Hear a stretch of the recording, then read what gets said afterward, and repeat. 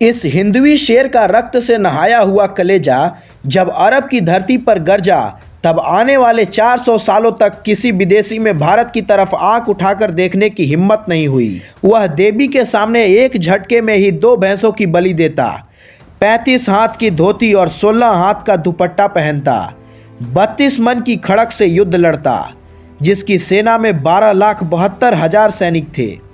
हम बात कर रहे हैं मेवाड़ के कालभोज बप्पा रावल की।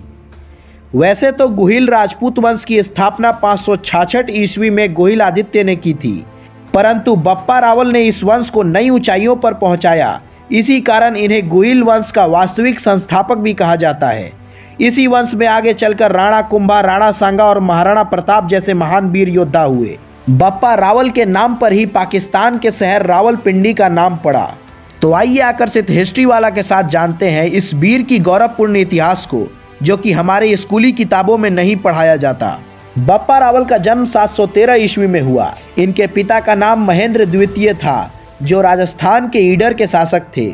जब बप्पा महज 3 वर्ष के थे तब इनकी पिता की हत्या कर दी गई थी, जिसकी वजह से इनकी माता ने इन्हें कुशलतापूर्वक कुल पुरोहितों के पास भिजवा दिया। बप्पा रावल बचपन से ही हरित ऋषि से बहुत अधिक प्रभावित और उनके भक्त थे। बप्पा के व्यक्तित्व और प्रतिभा से हरित ऋषि बहुत प्रभावित थे और उन्होंने बप्पा की हर तरह से मदद भी की थी। बप्पा रावल का वास्तविक नाम कालभोज था।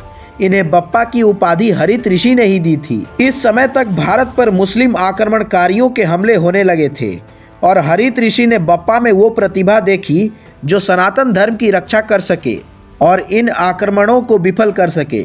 इतिहासकार नैडसी के अनुसार हरित ऋषि ने बप्पा को एक ऐसे स्थान के बारे में बताया जहां उन्हें अपार धन की प्राप्ति हुई। इसी खजाने को प्राप्त कर बप्पा ने अपनी विशाल सेना को संगठित किया।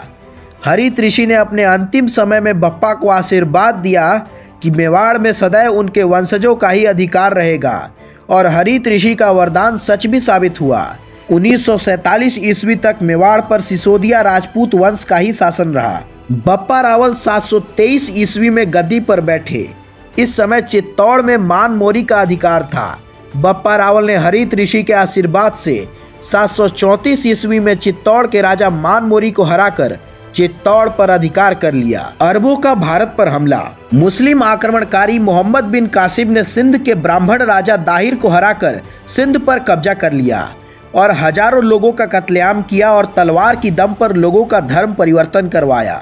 अरबों ने कई छोटे छोटे राजाओं को प्रयास किया और इनकी सेनाएं गुजरात, राजस्थान के कई हिस्सों में फैल गई। इन आक्रमणकारियों का सफलतापूर्वक सामना भारत के कुछ महान योद्धाओं ने किया, जिनमें प्रतिहार नरेश नागभट्ट, दक्षिण के चंद्रगुप्त द्वितीय और मेवाड़ के बप्पा रावल प्रमुख थे।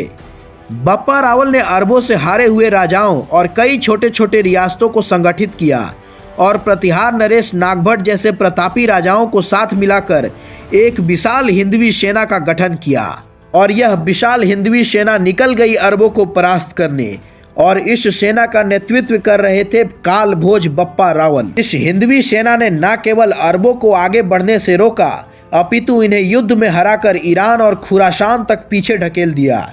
बप्पा रावल की विशाल हिंदवी सेना ने अरबी आक्रमणकारी जुनैद को 725 ईस्वी में युद्ध में हराया और ईरान के हज्जाज द्वारा भेजी गई सेना को बुरी तरह पराजित किया।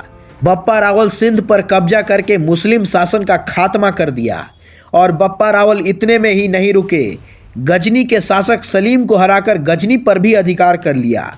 बप्पा रावल ने अरबी लुटेरों पर निगरानी करने के लिए गजनी में सैन्य चौकी बनवाई। माना जाता है कि बप्पा रावल का इतना खौफ था कि बप्पा रावल के प्रकोप से बचने के लिए कई मुस्लिम राजाओं ने अपनी लड़कियों का विवाह बप्पा रावल से करवाया। बप्पा रावल की 100 पत्नियां थीं, जिनमें से 35 इन मुस्लिम शासकों की पुत्रियां थीं। बप्पा रावल का शासनकाल 723 ईस्वी से 753 ईस्वी तक रहा, जो कि लगभग 30 वर्ष का था। 753 ईस्वी में राज्य त्याग के समय उनकी आयु लगभग 39 वर्ष की ही थी। राज्य त्याग के पश्चात बप्पा रावल ने सनातन परंपरा के अनुसार संन्यास ग्रहण कर लिया और भगवान शिव की भक्ति में लीन हो गए। बप्पा ने ही मेवाड़ में भगवान शिव के एकलिंग जी की मंदिर का निर्माण करवाया था। उम्मीद करता हूँ आपको ये वीडियो पसंद आई होगी। धन्यवाद।